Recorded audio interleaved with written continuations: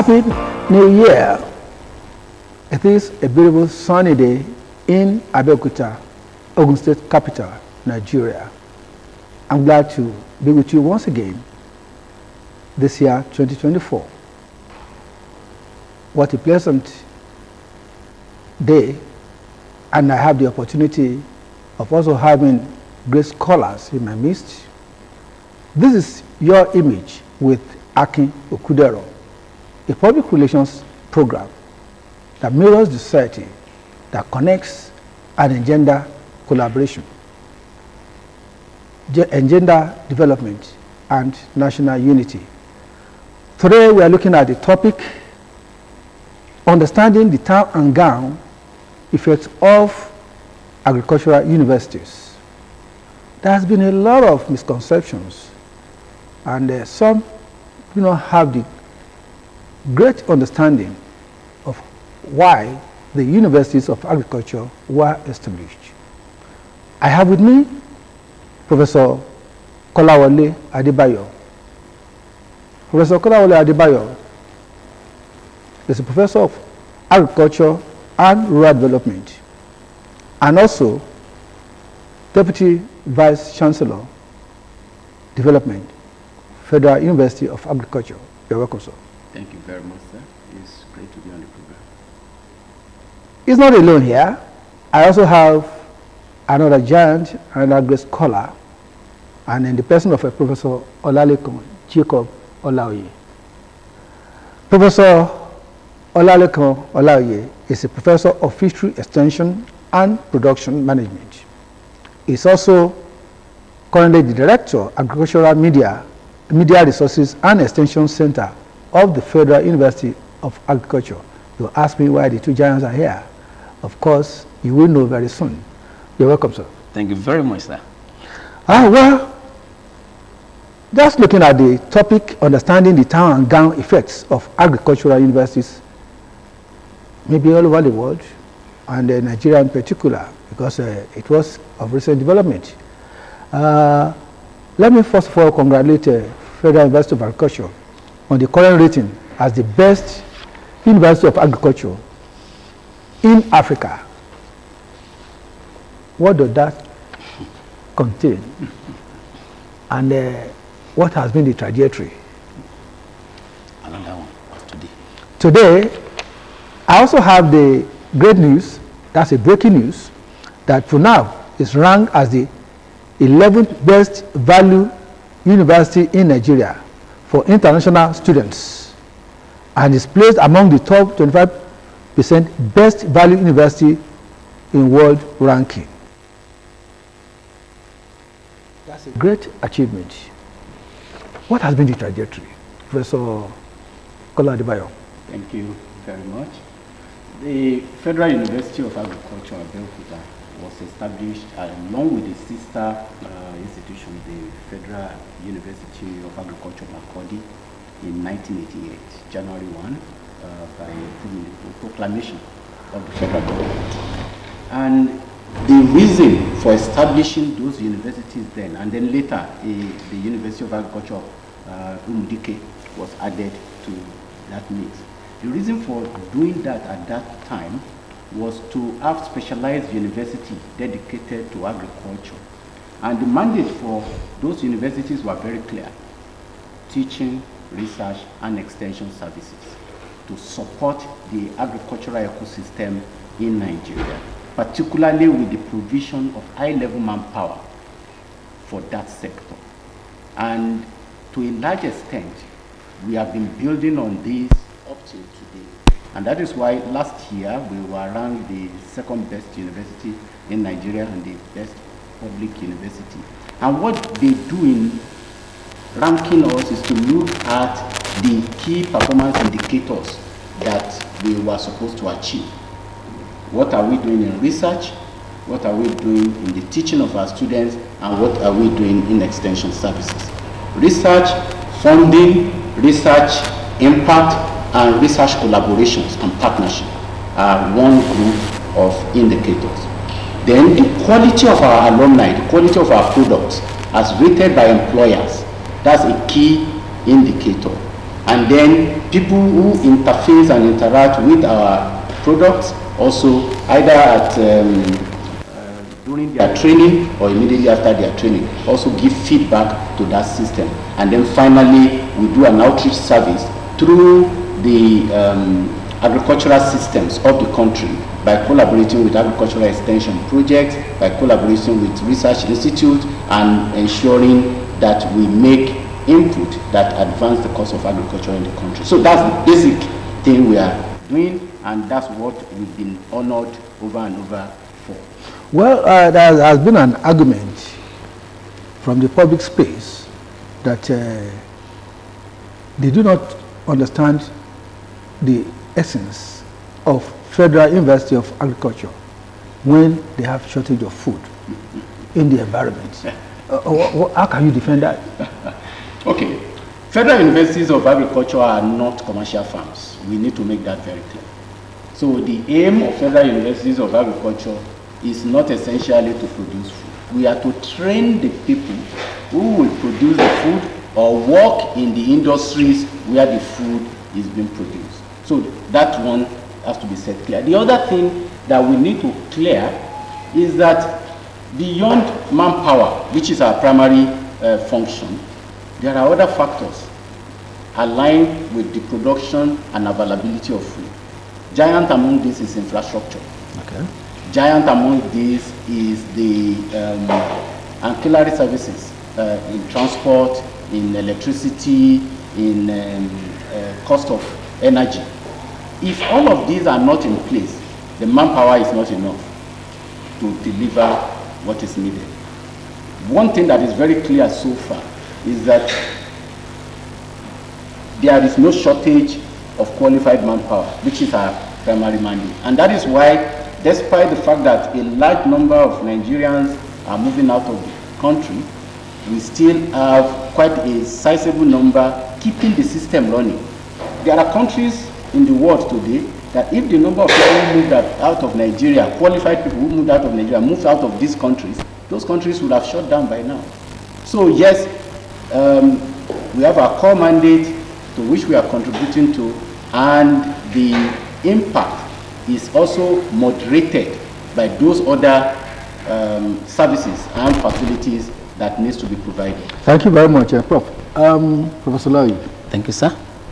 You are in charge of the Extension Center. Yes. How has that benefited the populace? That's one question. The other question is, what are the real things the people should know about your extension programs? Thank you very much, sir. FUNAAB, as a university, has the role of disseminating, proofing, and appropriate technologies to farm families and all stakeholders in agriculture. In form of training? The form that which we use are training, Okay. demonstrations, then stakeholders meetings, collaboration, partnership, linkages. Those are the areas that we do. We also collaborate with externally funded projects. Projects from foreign donors are taken to farm families in their localities to develop and improve their livelihood. At large, increase the purse. That is income to the farmers. And just as I've said, outreach is done in such a way that research that have been proven, new innovations are taken to these farmers in their domain. Their localities. In their localities. Okay. And in some cases, we don't just take these technologies to them. We also carry out what is called adaptive research, whereby the technologies, applied technologies, will make it farmers friendly, farmer participate in carrying out, is what these researchers have done. Are they okay for farmers? Farmer will participate in what is called demonstrations. And the new technology, is it applicable? Yes. With the local environment? That is why we said technologies are what is called method demonstration. We demonstrate it methodologically through what is called participatory method. And at the end of it, when the result comes out, we also have what is called result demonstration, field days. We invite more farmers from different community to come and see the outcome of that research on the farmers' field. And the farmers will be the one that will explain what they have done. The researcher will just be looking. Farmers, tell your colleagues what you have done. Since these particular technologies are effective on your own farm, others will be able to what? Adopt that particular technology. That is in terms of thank you very much. But you talk about externally funded projects. Yes. Could you look? Okay. Now, let me mention externally funded projects that we have. We are in collaboration with IITA, International Institute of Tropical Agriculture. It's externally funded project on agriculture, different agriculture. There is another one going on Zero Hunger project, whereby we demonstrate different usage of cassava. Confectionaries, we did that at Olalekan here. Over 200 farmers attended throughout the state. That is one aspect of that. We also collaborated with other company, World Bank project. And not only World Bank project, there are others. IFAD project, USAID project, the International Fund for African Development. Is that okay? All these are internationally funded projects that are brought into the universities. For farmers, we don't just do it on our campus. We take it to farmers' community, where all these are demonstrated, for farmers to see themselves and involve and see the outcome. Well, from what Professor Larry just explained, why are we not having the impact of this experimentation, new approaches, and new technology manifesting in bumper harvest? Okay, I think we need to clarify that. Bumper harvest, that's at the level of production, farms. And what you have to do is not the lack of yield. It's in the conveyance of that yield from the farmer's field to the table of the consumer. In that process, a lot of waste happens. I mean, everyone will already know about tomato. The yield of tomato in Nigeria is so high that before it moves from the farm to the market, more than 50% of that tomato is wasted, either due to bad road, either due to lack of energy for cold value chain to maintain the quality, or in fact, conveyance, the infrastructure for conveyance is a major albatross, it's a major problem for the agricultural sector. And that's not something within our mandate as a university. Our mandate maybe that's what the populace or citizens didn't understand. The citizen need to understand this, that in taking a decision on how we allocate tax resources, we need to allocate it in such ways that efforts at one end of the value chain are not lost at another end of the value chain. So when farmers produce, imagine if you have a 30 tons per hectare yield, the average farmer's yield used to be between 10 and 12 tons. Today, we can easily get 30 to 50 tons per hectare on a farmer's field. But if that farmer's field is in a place like Mokoloki in Obafemi Owode local government, getting the product from that place to Abeokuta, a distance not more than 45 to 50 kilometers, can be an heartache, particularly when the volume is no longer the small quantity that we used to carry in basket, if you need to use vehicular transport. When it comes to the rainy season, some of our rural roads are in poor conditions.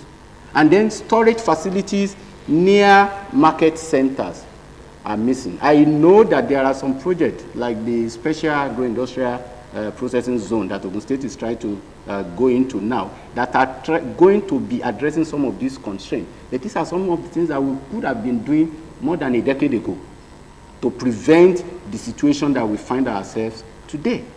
Because agriculture, the food that we will eat tomorrow, we need to have provided it yesterday. It's not when we wanted to eat it that we will start making provisions for it. Well, I will still go into the area of storage later, but let us look at FUNAAB. We have seen that in the recent years, a lot of development has occurred. Infrastructural facilities, yes, irrigation, installation of high-tech equipment, facilities, and state-of-the-art equipment in the laboratories and in the library and the like have been established. Could that be part of, could it be a contributing factor to the rating of FUNAAB? Oh, definitely. It is a large part of that factor. You see, now we can run analysis in our laboratories that used to be run overseas. That's something we didn't have capacity to do a few years ago. Now we can do all of those. Now we have irrigation facilities that enable us to reticulate water all over our campus. Now we have a library that is state-of-the-art, second to none in the entire continent. All of these come into the rating in the output, the research output of our staff. Because now we have a greater capacity. And probably the development of the students. Of course. We have a greater capacity to compete level to level with our colleagues overseas. Okay. Let's take, for instance, when they are ranking research output, the quality of the laboratories where you did the research is going to be important. The quality of the equipment that you use on the farm is going to be important. And of course, engagement with the public in terms of publication of the output of those research in high quality journals will be rated. So when all of this come together, you find that FUNAAB has moved away from, its peers. And that's why... Maybe from analog to digital. Okay. Well, thank you for that aspect. But let me also ask, the students, why are they not independent? Why are they still looking for government jobs? That's an excellent question, sir. Very excellent question. You see, our employability rating is the highest in this country. Employability rating is measured by the comment from employers of labor on the products of each university. And that's done independently, not through the involvement of any university. Now, when the employability rating is done, it's to show that the employers are happy or unhappy with the output of the graduate of the various universities.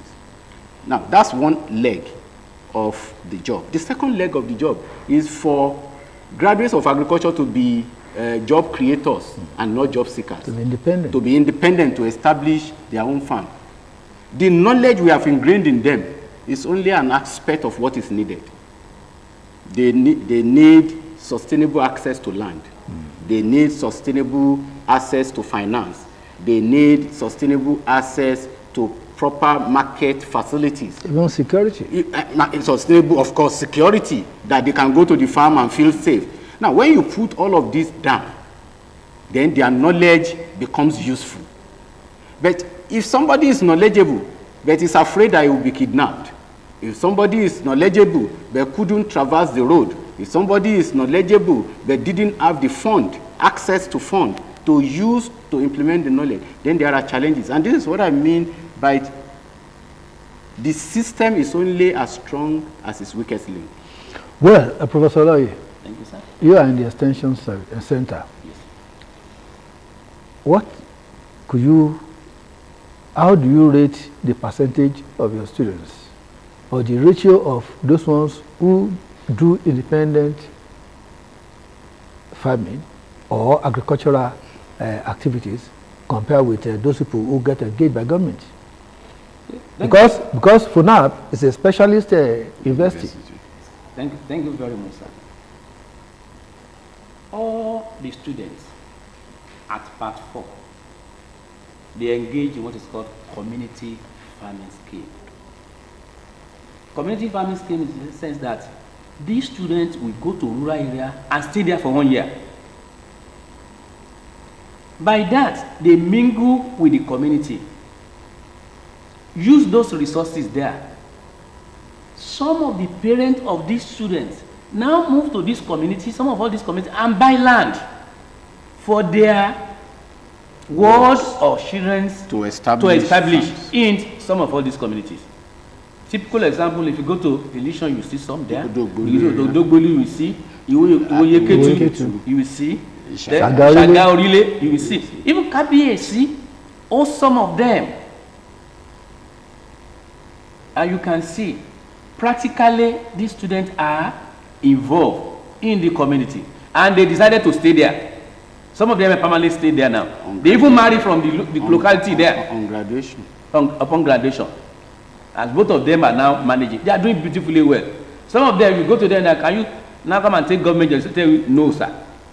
Because what they are realizing from being self-employed as a result of the knowledge that have been imparted to them by FUNAAB is nothing to write home about. I will take you up on that when we continue with this program. Thank you, sir. Citizens, this is how far we can go on this particular topic. It's been very interesting. Experts are their game, and of course, we can't be here for hours, but time will not permit us. I'd like to appreciate Professor Kolawole ADEBAYO, Deputy Vice-Chancellor, Development, Federal University of Agriculture, for being here today. Thank you very much, sir. I'm honored to be here. It's a great pleasure having you. Professor Olalekan, OLAOYE, it's nice having you too. Thank you very much, sir. Time will not permit us, we will have to continue. But I'm going to look into other areas when next we come. When we come, we're going to look at how FUNAAB is helping the students to secure permanent place for their activities. That's interesting. And we will also look into other areas because what agitates the mind of the citizens who want to look into that. I'm Akin Okudero, your anchor, and the topic we just discussed is understanding the town and gown effects of agricultural universities in Nigeria. It is a wonderful opportunity to develop ourselves, to let farmers get new trend, new ideas, new techniques to growing food for the nation. And it's also a platform for us to engender collaboration, partnership, and let there be success story in Nigeria. Until next week, when we continue with this topic, I am Akin Okudero. Thank you for being with us. Join us next week for the continuation. Thank you.